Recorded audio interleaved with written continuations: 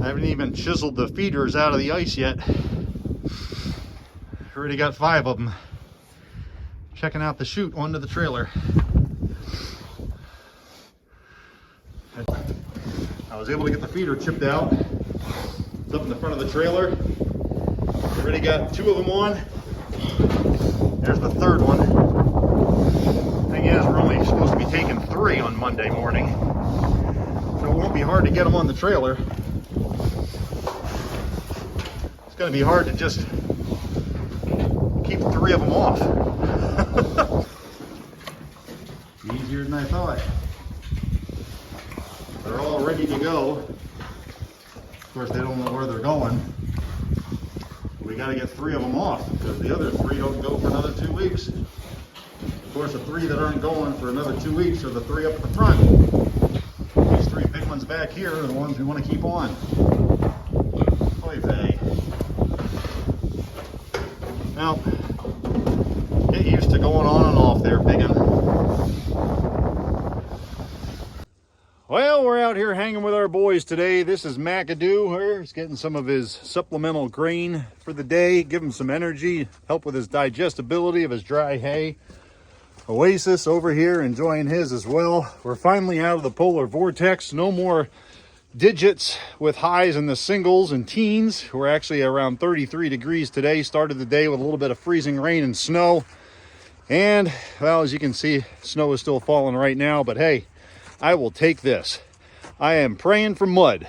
Before we had this polar vortex, I was hoping things would dry out and get solid. And yes, I know, my wife keeps telling me you got to stop praying for things like that, at least as hard as I do. You only have to ask once. So I'm learning my lesson. So yes, if you want to blame the polar vortex on me and all my prayers, I'll take the blame for that. But yeah, we're looking forward to these warmer temperatures. They're saying it might actually be 50 by this Thursday. So yes, we will have mud season here by the end of January in northeast Pennsylvania. So let's go check on our pigs and see how they're doing now that it's warmed up a little bit.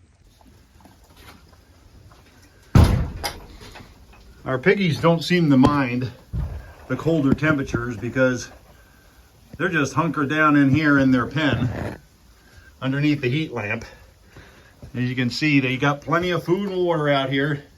And thankfully, this is like the first time in 2 weeks we came out here to check on their food and water, and it's not frozen solid. So they're enjoying the warmer temperatures. They're not just out here eating nonstop to try and stay warm, but I'm sure they're looking forward to greener pastures as much as we are.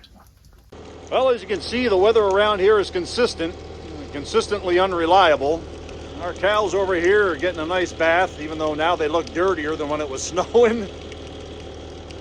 But they're doing well, growing good. Take a look here at our bull. This is Sledge. He's a Brahman cross. He's our breeder for the calves that we're going to be having in 2024. So it should be interesting to see the colorations that we have.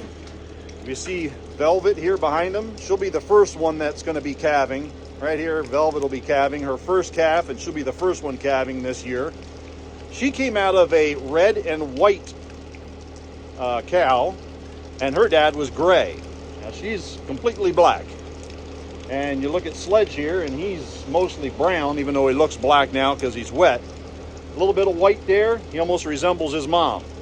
And then as you saw down at the bottom of the hill at the smaller cows, we've got the mostly white with black dots. Well, she came out of an all red cow.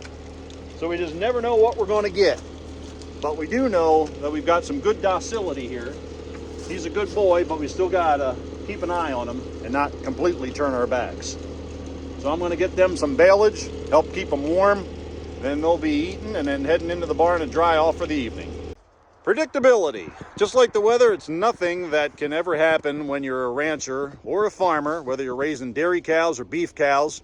Ours, if you've never seen any of our videos before, these are 100% grass-fed. They're Brahman Beefalo Cross. That means they only get hay and grass. They never have any grain. That's Impa, the one that's pooping on cue. As I had said earlier, these are the cows at the bottom of the hill. Impa, being the oldest, she's already had some calves. The other ones down here are heifers, never had calves before.